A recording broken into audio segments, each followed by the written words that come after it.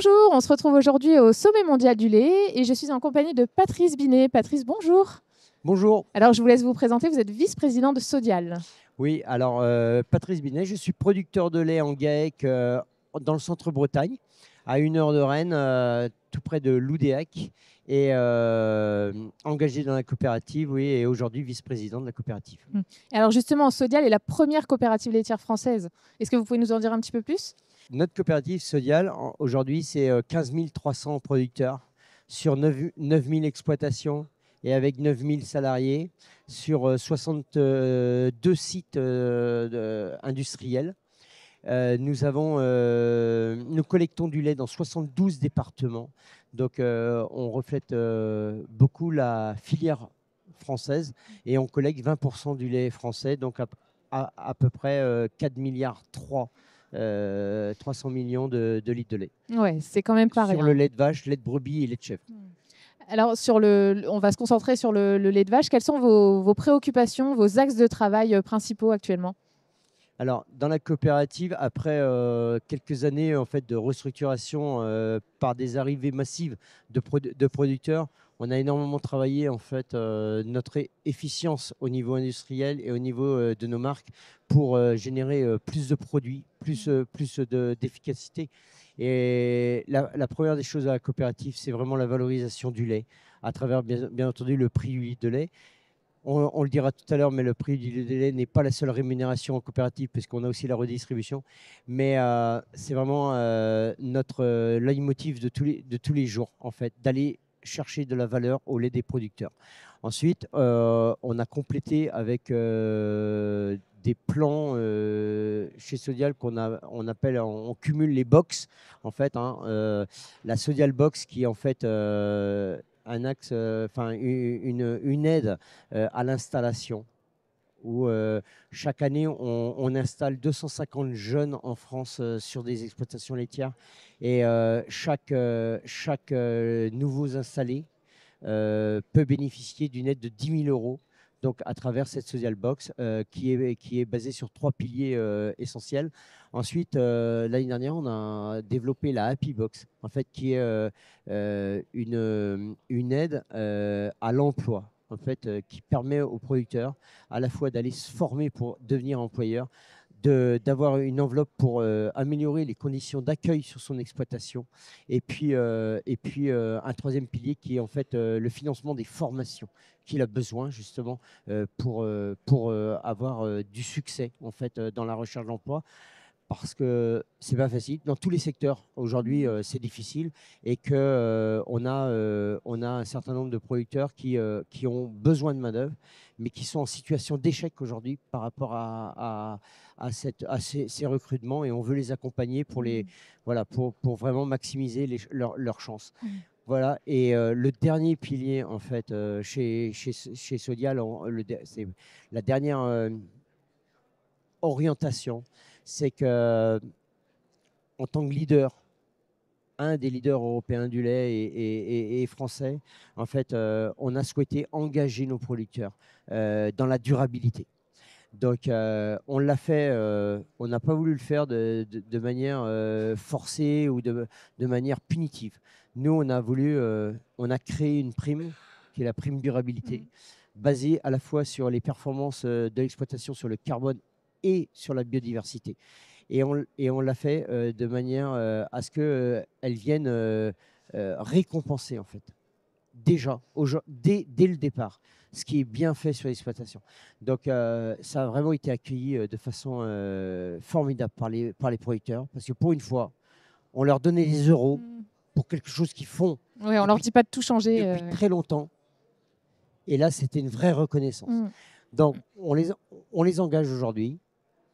Le souhait, c'est qu'il y ait un maximum de producteurs qui s'engagent dans cette prime, contrairement à notamment des coopératives du nord de l'Europe qui ont, eux, visé l'élite de leurs producteurs. Nous, notre idée, c'est d'emmener le maximum, le plus de monde, et ensuite, bien sûr, après, rentrer dans une démarche de progrès pour arriver à ce qu'on souhaite, c'est-à-dire 20% de carbone en moins par litre de lait produit à horizon 2030.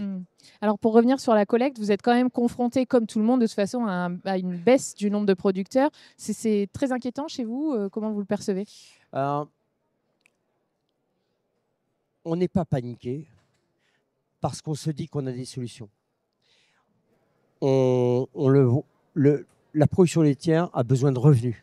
Comme tous les métiers, pour se renouveler, elle a besoin de revenus. La production laitière, elle a des atouts. Elle a des vrais atouts. Elle a aussi des contraintes. On le sait. L'astreinte, c'est compliqué. L'isolement aussi, parfois. Parce que, quoi qu'on en dise, nos petits bourgs de campagne se vident. Il n'y a plus de commerce, il y a de moins en moins d'associations. Le Covid a fait énormément de mal. Et moi, ça me préoccupe beaucoup, cette vie sociale, en fait, que nos producteurs, en fait, peuvent avoir au cœur des régions. Donc, on se dit que, voilà, le métier, il a de l'avenir. On y travaille. Cette valorisation du lait et l'augmentation des revenus des producteurs depuis 2 ans, elle est marquante, elle est impactante. J'étais la semaine dernière en salon départemental. Les gens ont changé. Les gens ont changé parce que voilà, on le voit. Il faut continuer là-dedans. Parce que je pense que, et on pense chez Sodial, que la meilleure attractivité, c'est quand des producteurs de lait disent à leurs enfants, mon métier, il est quand même pas mal. Ouais. Et c'est pas ce qu'on a entendu depuis 20 ou 30 ans. Heureusement, c'est quand même en train de changer. Et est-ce que derrière, vous recherchez du lait, justement, concrètement, ou pas? Alors, nous, déjà, en interne, chaque année, on prend les volumes qui sont libérés par les producteurs qui partent à la retraite et on les redistribue en priorité à tous les producteurs. C'est un système qui marche très bien, en fait, où 2 fois dans l'année, les producteurs Sodial peuvent prétendre à augmenter leur volume. Donc là, on vient de finir, on vient de valider en fait les attributions où globalement on a attribué la moitié du lait qui s'est libéré l'année dernière. Et au mois de janvier, on refera une autre partie. Donc en fait, la baisse, elle n'est pas aussi conséquente qu'on peut l'imaginer. Oui, parce que ceux en place peut-être augmentent leur production. Et en fait, tout le travail de la valorisation. Le travail de la valorisation, c'est en fait, c'est un travail de chaque jour. C'est de trouver à tous les litres de lait, en fait, la meilleure issue et la meilleure valorisation. Et ce travail-là nous impose chez Sodial, depuis des années, à avoir un contrôle justement sur le lait qui est produit par nos producteurs. On les accompagne, mais par contre, on sait aussi leur dire, attention, là, la coopérative en a un peu de trop. Après, ponctuellement, localement, quand on a des opportunités dans des régions de déprise, on ouvre les portes. On avait officiellement déclaré l'année dernière que Sodial rouvrait ses portes aux producteurs. Et c'est une réalité. Mais on le fait en toute conscience et réflexion sur toujours quelle valorisation on va faire de ce lait-là. Et alors justement, est-ce que vous allez reprendre des éleveurs? Est-ce que vous êtes sollicité par les éleveurs lâchés par Lactalis? D'abord, en tant qu'éleveur, je trouve ça, je vais rester poli, mais c'est triste, c'est choquant, parce qu'on se met à la place des collègues qui, comme nous, avons cru dans le métier, investi lourdement dans les exploitations. Et vous vous retrouvez comme ça, sans contrat, c'est quelque chose d'horrible. Et je souhaite à personne. Juste en aparté, quand on est en coopérative, ça ne peut pas nous arriver. Ça ne peut pas nous arriver parce qu'on est aussi on est un petit peu patron en fait de son contrat. On sera pas, Sodial ne sera pas à l'hôpital et ne sera pas la coopérative qui sera la solution pour tout le monde. On souhaite on souhaite par contre vivement qu'il y ait une solution pour les éleveurs parce qu'on est d'abord des éleveurs. Mais Sodial l'a été pendant de longues années, en fait. Et on sait ce que ça coûte, ce que, en tout cas, ça engage. Et qu'aujourd'hui, on sera probablement, à certains endroits, probablement la solution. Mais on ne sera pas la solution Ouais. collective, en fait, pour tout le monde. Ça se fera vraiment ponctuellement, en fait, au Voilà. cas par cas, quoi. Voilà, mais forcément, ça fait un choc quand même. Et tout à l'heure, justement, vous me parliez un petit peu du prix. Alors, les négociations commerciales n'ont pas commencé, mais est-ce que vous avez de la visibilité Alors, en fait, la valorisation de notre lait, elle est pour moitié sur les produits de grande consommation. La force chez Sodial, est-ce qu'on travaille, est-ce qu'on s'implique vraiment, on s'engage auprès de nos équipes, c'est de valoriser nos marques d'abord. Valoriser en fait le lait de nos producteurs par la marque. Pour deux raisons très simples. D'abord, parce que c'est la meilleure valorisation que vous pouvez avoir. Et puis parce que la marque, c'est très fédérateur entre les équipes et les producteurs. Et que chez Sodial, en fait, on est parti dans cette volonté de créer une communauté, d'engager les gens tous ensemble. Et donc, la marque, c'est d'abord notre pilier de valorisation et on veut aller chercher 2 à 3% d'augmentation cet hiver dans les boxes de négociation, à la fois pour continuer à valoriser en fait un marché qui est le marché, on va dire, le plus stable et le plus sûr en fait pour les producteurs, pas forcément celui qui rémunère le plus. En 2022, c'était les PGC, mais dans le temps, il y a de la sécurité, quoi. Dans le temps, voilà, c'est un marché qu'on aime beaucoup. Et ensuite, on va aller aussi sur la RHF, restauration hors foyer.